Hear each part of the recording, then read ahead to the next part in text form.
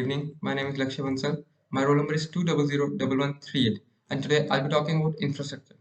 India is the second most populated country in the world, and over the next few years, the population growth is expected to be 1.6%.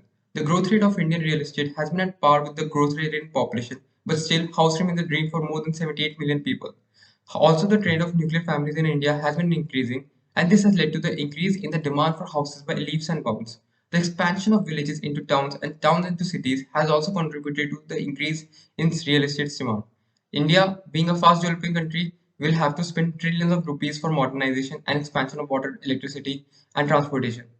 Uh, India, in India, only 31% of the population uses improved sanitation, and 88% of total population has access to drinking water. India's real estate sector has also been newsmaker in melee of headlines around IT, retail, telecom, but India's power sector had made headline by lighting a blackout over half the century. The event has been marked in the Indian power sector with red letters and exposed the paralyzed Indian infrastructure. This incident revealed the true identity of Indian power sector and its weakness. The demand for the infrastructure in India is huge. Expansion and modernization of utilities has created a huge demand for better and robust infrastructure. Urbanization, burgeoning middle class, booming services sector, and increasing disposable income has also added to demand for the infra. Also, improved access to financing has exploded the home buyers. In the recent past the nationally average term for mortgage was for 8 years. Now it is 20.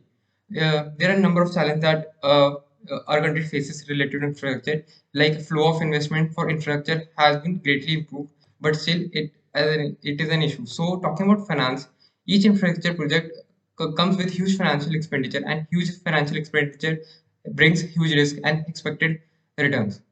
Long gestation periods and disrupted cash flows have always been a major problem for any infrastructure project. Previously, the projects were carried out by government and no proper viability of the project was checked. For example, Enron's double power plant failure in 2001 is one example of the ignorance of state government in infrastructure projects. Also, tariffs on all infrastructure projects were regulated, and private operators were not free to fix or adjust the tariffs at will. This discouraged many private players. Risks associated with infra projects pose another serious challenge in financing and implementing infrastructure projects, such as market risk, operational, environmental, human right, commercial, and construction risk. Today, the facilities for infrastructure financing have undergone several changes since early 90s. Public agencies are sought to accountable for financial viability of projects undertaken by state governments. Private investments are encouraged and shown a great interest in investing the infrastructure project. India, being a highly developing country, has also attracted many foreign investors. There needs to be better regulatory framework which is clear, as several projects are overrun by cost and time because of the state or central government policies like land acquisition, environmental clearances, financial approvals, etc. So the solution would be two important. So the solution can be divided into two steps, in which the first would be we need to set up an independent regulatory body like SEBI for infrastructure. The primary role of this body would be to attract private investment and protect the investor from various risks. Secondly, we need to have an authority which should take care of solvent obstacles. The basic role of this body will be to remove the obstacles for public projects and monitor the development of the project.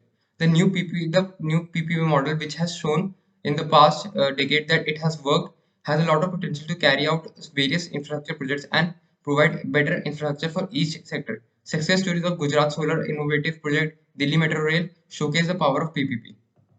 Thank you.